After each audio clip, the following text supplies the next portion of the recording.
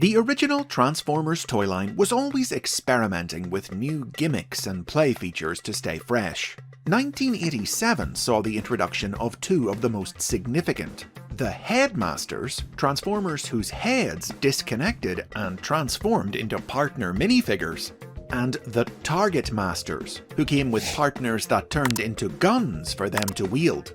These are the basics on the third version of the master play pattern, POWERMASTERS. The POWERMASTERS were released in 1988 and consisted of Autobot cars, Getaway, Joyride and Slapdash, Decepticon jets, Dreadwind and Darkwing, unaffiliated mercenary Double Dealer, and the line's centerpiece, Autobot leader Optimus Prime, returning to the toy line for the first time since the discontinuation of his original toy in 1986.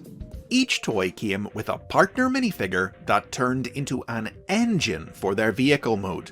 Plugging in the engine pressed a hidden button on the toy, unlocking its ability to transform to robot mode, or as the commercial put it, "Their engine's the key that unlocks their transformer energy." Of course, if you lost the engine, you could still reach in and push the button by hand. The Transformers partners were aliens from the planet Nebulos, and the idea behind the gimmick was that they served as the robots' power sources, fueling their partners' bodies with their own bioenergy. The story of this partnership was told in Marvel's Transformers comic book.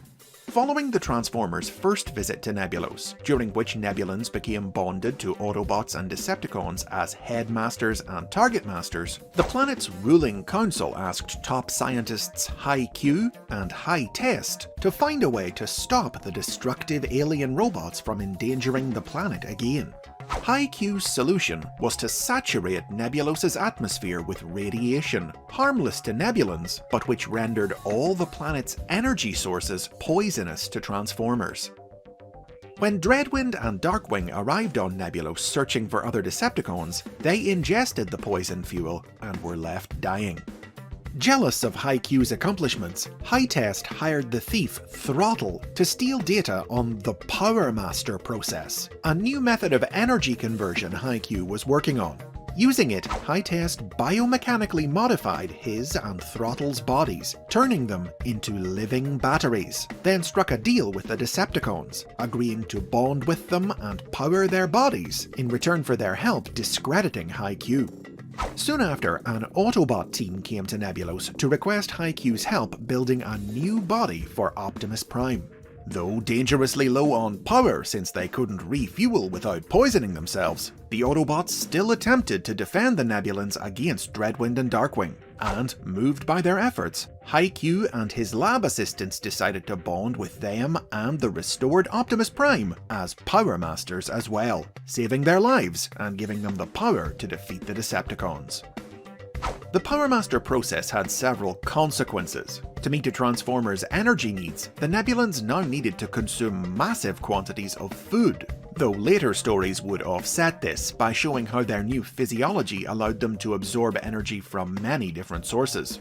Per the toy's mechanics, some sources depicted the Transformers as unable to transform if their partners weren't present. But by far the most unexpected consequence of the process came to light late in the comic's run, when Optimus Prime and High Q discovered it was slowly merging them, mentally and physically, into a single being. Like the Headmasters before them, the PowerMasters were handled very differently in the Japanese market, where the entire concept was reinvented and given a new name: GODMASTERS.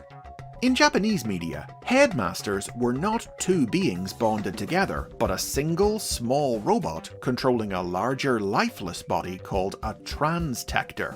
The same was true of the GODMASTERS, except that rather than a small robot, they were controlled by a human being. As seen in the Japanese original animated series, Super God Master Force, by donning a pair of special bracelets made using Master Force technology, a human could convert their flesh and blood body into metal and transform into an engine form known as an Iacon that allowed them to connect to and control a transtector, with a cry of "Got on!" The transtectors that would become the GODMASTERS were built in a Cybertronian facility in a region of space known as G Nebula 89, but they were stolen by the evil energy being Devil Zed, who sought to turn them into super powerful life forms by infusing them with supernatural energy known as choke-on power. Devil Zed scattered the transtectors across Earth, where they lay hidden for years, absorbing the planet's unique energies, until the year 2020, when Devil Zed, who had become the leader of the Decepticons in the interim, began recruiting humans to bond with them.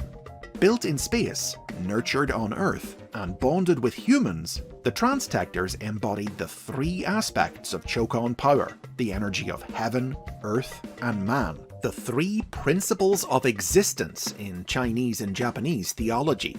Choke-on power granted them enhanced strength and speed, energy manipulation, rapid healing, and more, powers far beyond those of mortal beings, hence the name GODMASTERS.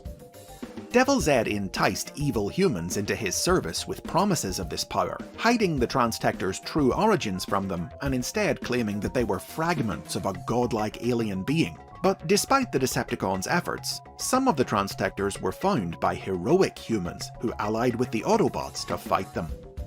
At the end of the series, the Autobots destroyed Devil Zed, severing the connection he had forged between the transtectors and the humans, and bringing the transtectors to life as ordinary Transformer robots. Most of the PowerMaster toys were recolored to some extent when they were released as GODMASTERS in Japan, and the very different story behind them meant that they were all reimagined as new characters. Most notably, the toy that had been PowerMaster Optimus Prime in Hasbro markets became the GODMASTER Jinrai in Japan, a trucker who controlled a transtector that only looked like the Autobot leader. One additional Japanese exclusive figure was released, Decepticon Ambassador of Destruction Overlord, and the Autobot GODMASTER engines were also recolored and sold separately as the Master Force Warriors, three GODMASTERs who didn't have transtectors of their own. PowerMasters shouldn't be confused with Powered Masters, a team of motorized Autobots released in Japan in 1990. Nor with the Power Masters, spelled with a space instead of just one word, Transformers with pullback motors available in Europe and Australasia as part of the Generation 2 toy line in 1995. This casual recycling of the name speaks to the way that the PowerMaster concept just hasn't had the same level of impact on Transformers lore as the other Master gimmicks. There have been multiple new Headmaster and Targetmaster toys down through the years, but PowerMasters haven't been so lucky. At the absolute most basic level, the idea of tiny partners who link with and provide power boosts to Transformers has been seen again, for instance with the Minicons introduced in 2002's Transformers Armada, or the Prime Masters from 2018's Power of the Primes. But the specific concept of a partner who becomes an engine that unlocks a toy's transformation hasn't been used again since 1988. And the technology has only received the occasional name drop in new stories, never playing a significant role. 2010's Power Core Combiner's Leadfoot would pay the most direct homage to it, with his Minicon partner Pinpoint, who turned into an oversized engine-shaped turret for his vehicle mode. That said, several of the PowerMaster characters have received new, non-PowerMaster toys over the years, and become popular with 21st century audiences through new roles in modern media, proving that even if a toy gimmick doesn't take off, in the world of the Transformers, toys aren't always everything. And those are the basics on the PowerMasters and GODMASTERS. Which approach do you prefer, Marvel or Masterforce? Power your way down to the comments and let me know. If you've enjoyed this trip through Transformers history, make sure to subscribe for more, ring the bell to be notified about new episodes, or get early access by supporting the show on Patreon.